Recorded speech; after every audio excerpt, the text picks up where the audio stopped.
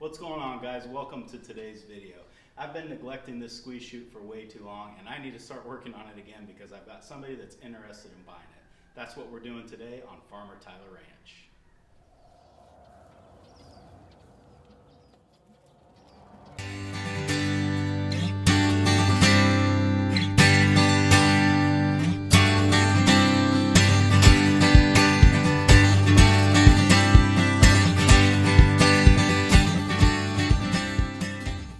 So mostly all that's left here is just little odds and ends, just to wrap up a few things that I started and haven't quite got done. But there is one more big part of this project that we still need to do.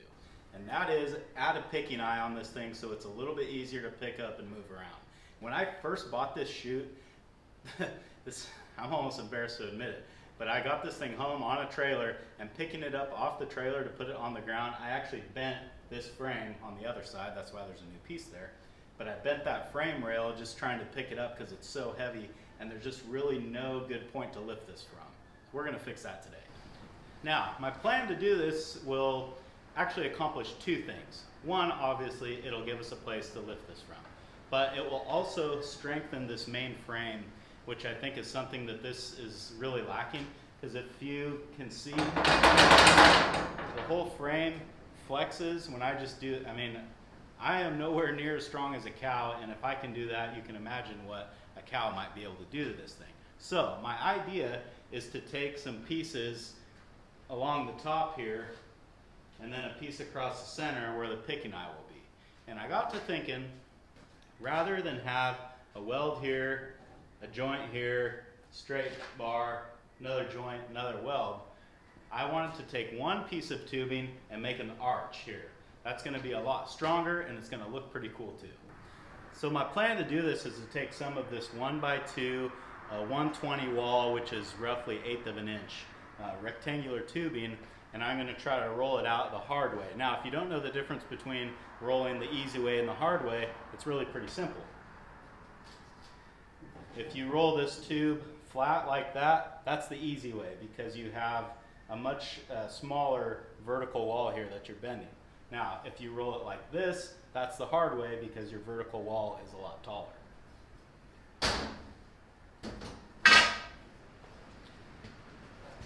The only dies that I have for my roller are 2x2 squares, so I'm going to have to roll both of these at the same time. Now, I've never actually rolled anything that hard before. I've only rolled 2x2 square 120 wall, which is the same dimensions as this, but this has more vertical walls, so it's going to be a lot harder to roll. This will be a great test for that Harbor Freight tubing roller. Let's see what happens.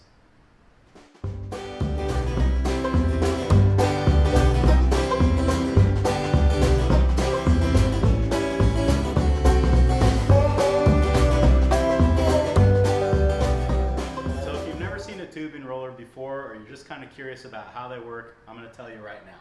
So they're actually really simple. You've got a roller here, a drive roller here in the middle that you probably can't really see, and then another roller on this end. And behind this plate, there's a bottle jack. So you stick your piece of tube in all the rollers long ways like that, and you pump this jack down, and it will push this drive roller down into the tube enough so that it gives it a slight bend. So then as you turn this wheel, it drives that tube back and forth between all three rollers, creating a nice little radius in there. It's a lot of work, and it's kind of tough to do. They actually make kits to motorize these with a pipe threader, which is, what a great idea that is. I don't have one though. I do it the old-fashioned way. So I guess enough talking. Let's get to it.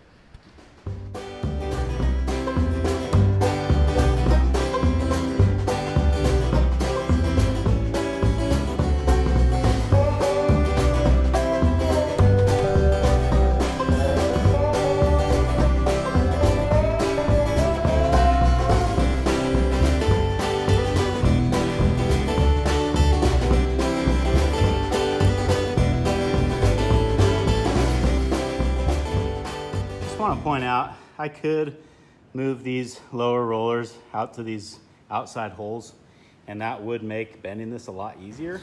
But the reason that I'm not doing that is because the further out you have these rollers, the more waste you have on the end that doesn't get bent. So you can kind of see on this tube right there, that's where the roller stops. So when the bend gets greater, right now you can't really tell, it kind of just follows it. But as the bend gets greater, you'll start to notice a kink right here. So in keeping these rollers closer together, my little stub on the end with the kink is going to be shorter and less noticeable.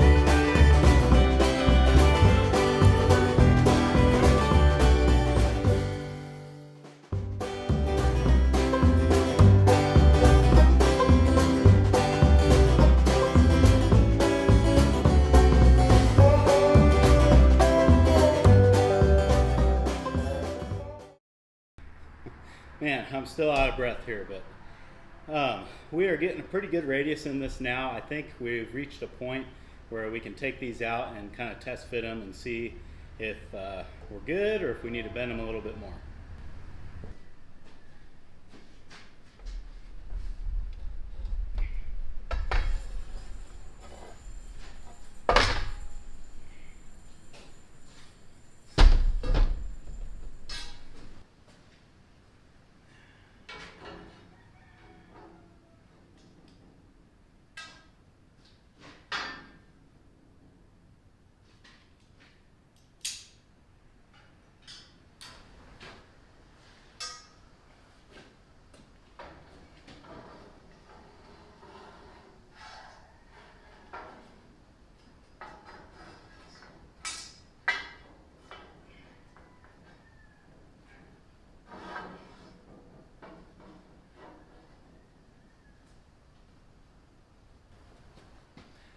All right, guys, so overall these arches look pretty good to me.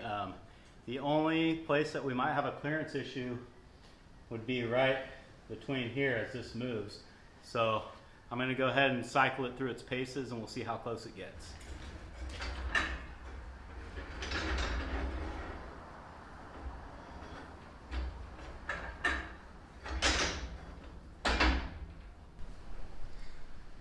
This is the closest point that linkage is ever going to get to these arches, and we've probably got 3/4 of an inch there, maybe. Yeah, I don't think it's a full inch. Might even be half an inch. So as much as I hate to say it, I think I do need to roll these out just a little bit more. So this piece is going to go in the middle. Now, let's see if I can make this make sense. So the two arches that we just put up there, I'm going to weld a 2x2 square connecting the two in the middle. And then I'm going to cut a slot in that square that this piece will fit into. So this will be our picking eye on top, and I still need to make a couple slots here, and these are where the safety chains are going to go. So what the safety chains do is they go from the middle, which would be somewhere around up in here, and then they connect to the body squeeze panels. And what they're there for is if something in the linkage breaks, this side can't fly open and knock down a person or an animal or whatever. That chain will catch it and keep it from injuring someone. And this has actually happened with this chute before. So we want to make sure that it doesn't happen again. When I put these chains on here, it won't happen again. So because I'm going to have this piece hanging down, I feel like I do need that square to be a little bit higher just to make sure that this doesn't interfere with anything. I mean, there's a lot of stuff going on right there, so I just want to make sure we got plenty of clearance. So let's back to the roller.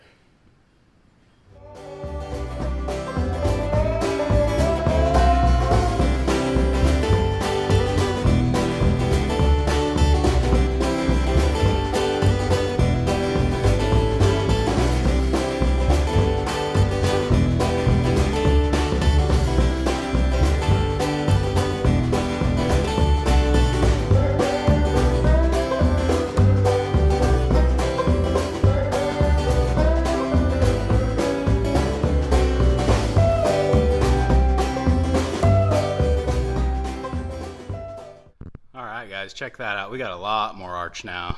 I think that's gonna work. So I have not moved that lever since the initial test, and I'd say we've got close to 3 inches of clearance now, whereas before we only had between a half and a quarter inch. All right, guys, well, I'm gonna call it here, and I'm gonna weld these up tomorrow. So if you guys have any questions about any of the modifications that I've made to this that you would like to try to do yourself, just feel free to ask me in the comments, and I will definitely give you an answer. That's going to do it for this one, guys. I hope I'll see you again on Farmer Tyler Ranch.